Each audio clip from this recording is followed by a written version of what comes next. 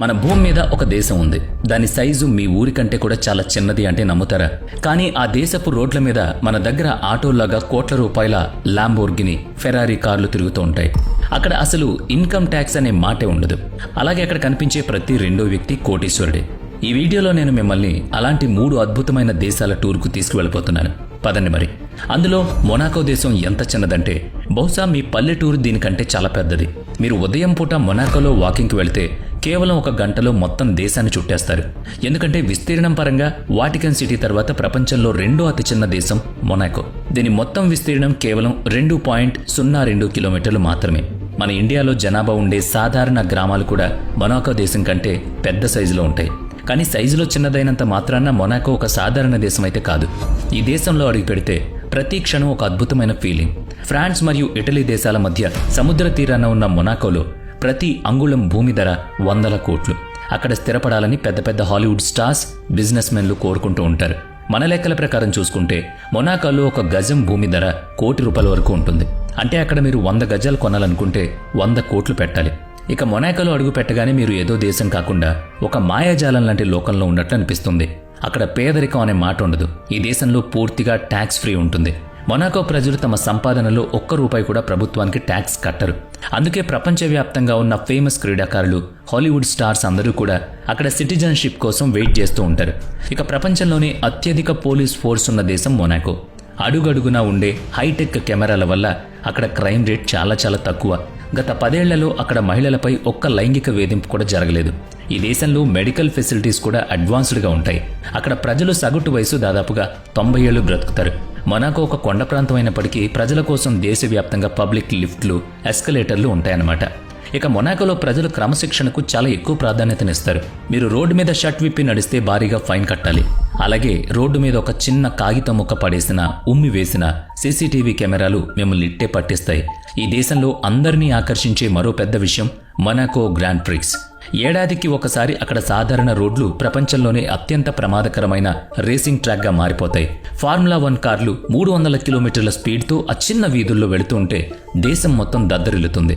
జనాభా తమ ఇళ్ల బాల్కనీలో కూర్చుని ఆ రేస్ను ఎంజాయ్ చేస్తారు. రేస్ కోసం ప్రత్యేక స్టేడియం లేని ఏకైక దేశం అది.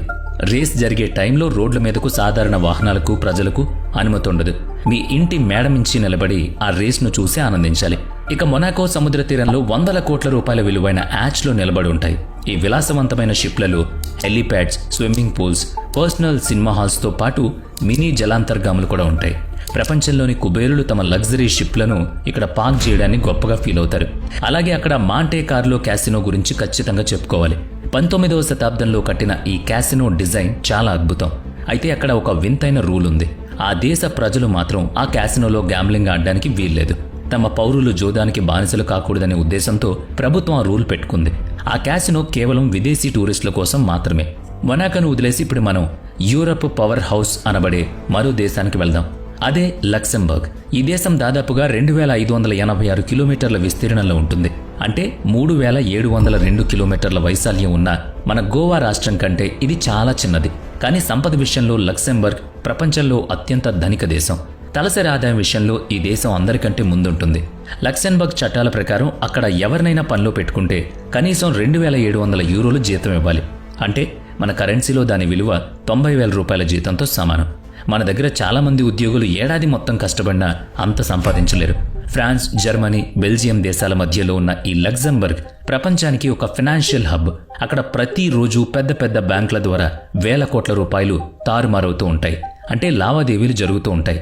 ఇక లక్సెంబర్గ్లో గాలి ఎంత స్వచ్ఛంగా, వాతావరణం ఎంత ప్రశాంతంగా ఉంటుందంటే అక్కడ కాలం ఆగిపోయినట్లు అనిపిస్తుంది.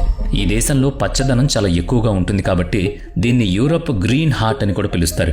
ఎంత ఎక్కువ డబ్బు, పేరు ఉన్నప్పటికీ లక్సెంబర్గ్ ప్రజలు చాలా సింపుల్గా, ప్రశాంతంగా ఉంటారు. వాళ్ళు షో ఆఫ్కు దూరంగా ప్రశాంతమైన జీవితానికి దగ్గరగా ఉంటారు.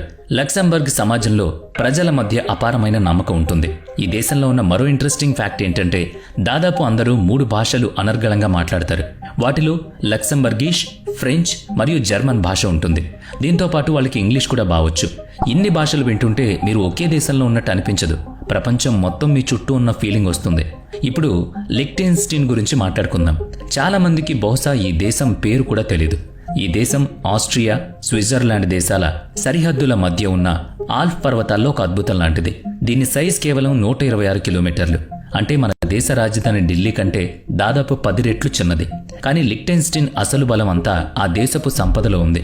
అక్కడ తలసరి ఆదాయం ఎంత ఎక్కువ అంటే ఈ దేశంలో పేదవాళ్లు ఉండరు. మన ఇండియాలో సగటు నెలవారీ ఆదాయం 16,000 నుంచి 17,000 రూపాయలుంటే ఎక్కువ. లిక్టెన్స్టీన్లో అది దాదాపుగా $10,000 ఉంటుంది. అంటే మన కరెన్సీలో సుమారుగా 9 లక్షలన్నమాట. ఈ దేశంలో పనిచేసే ప్రతి వ్యక్తి కేవలం ఒకే ఒక్క సంవత్సరంలో సులభంగా కోటీశ్వరుడవుతాడు. ఇంత డిమాండ్ ఉండడం వల్లే ఆస్ట్రియా, హంగేరీ లాంటి పొరుగు దేశాల నుంచి చాలా మంది అక్కడికి పని కోసం వెళతారు. ఇలా పక్క దేశాల నుంచి వచ్చే వాళ్లకు పాస్పోర్ట్ లేదా వీసా లాంటివి ఏమీ అవసరం లేదు. వాళ్ళు ఉదయం పనికొచ్చి సాయంత్రం తమ సొంత దేశానికి వెళ్ళిపోతారు. లిక్టెన్స్టీన్ ఇంత ధనవంతంగా ఉండడానికి కారణం అక్కడ బిజినెస్ సిస్టమ్. అక్కడ ఎన్నో హైటెక్ ఇండస్ట్రియల్ సెంటర్స్ ఉన్నాయి. ప్రపంచ స్థాయి మిషనరీ, డెంటల్ పరికరాలు, ముఖ్యంగా ఆర్టిఫిషియల్ పళ్ళు, ఫార్మా ప్రొడక్ట్స్ ఇక్కడే తయారవుతాయి. మంచుతో కప్పబడిన పర్వతాలు, పచ్చని లోయలు, మేఘాలను తాకే శిఖరాలు లిక్టెన్స్టీన్ను ఒక మాయాజాలంలా మారుస్తాయి. ఇక్కడ ఉండే రాటికన్ పర్వతాలు ట్రెక్కింగ్, స్కీయింగ్కు చాలా ఫేమస్. చలికాలంలో ఈ కొండలు మంచుతో మరింత అందంగా తయారవుతాయి. ఇక లిక్టెన్స్టీన్ ఒక ప్రిన్స్లీ స్టేట్. అంటే ఇక్కడ ఇప్పటికీ రాజుల పాలన సాగుతోంది. ఆ దేశపు రాజు తమ పూర్వీకులు కట్టిన వాదూస్ ప్యాలెస్లోనే నివసిస్తాడు. అక్కడి నుంచి అతనికి దేశం మొత్తం స్పష్టంగా కనిపిస్తుంది. మీకు ఒక ఆశ్చర్యకరమైన విషయం ఏంటంటే ప్రపంచంలోనే ఆర్టిఫిషియల్ పళ్ళు తయారు చేసే అతిపెద్ద సెంటర్ ఈ దేశమే. ఇక్కడ టెక్నాలజీ ఎంత అడ్వాన్స్డ్గా ఉంటుందంటే ప్రపంచవ్యాప్తంగా ఉన్న డెంటిస్టులు ఇక్కడ తయారైన పళ్ళనే ఎక్కువగా నమ్ముతారు. అంతేకాకుండా ఈ దేశంలో ఎన్నో హైటెక్ మిషన్లు ప్రపంచం మొత్తానికి ఎగుమతి అవుతూ ఉంటాయి. ఇక ఇక్కడ వాతావరణం ద్రాక్ష సాగుకు బాగా సరిపోతుంది. అందుకే ఈ దేశంలో ఎటు చూసినా ద్రాక్ష తోటలే.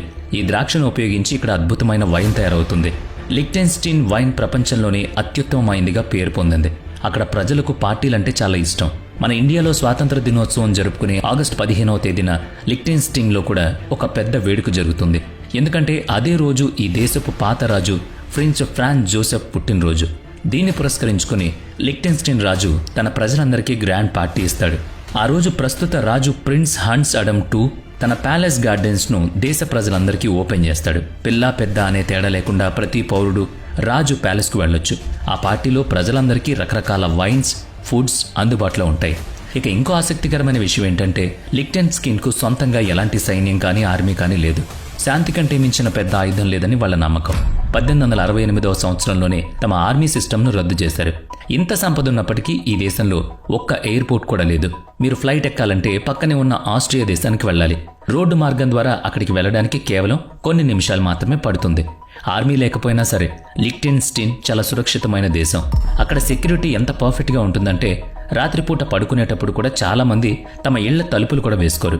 ఈ అందమైన లిక్టెన్స్టీన్ దేశానికి అసలైన సంపద కేవలం డబ్బు మాత్రమే కాదు, వాళ్లకున్న ప్రశాంతత కూడా.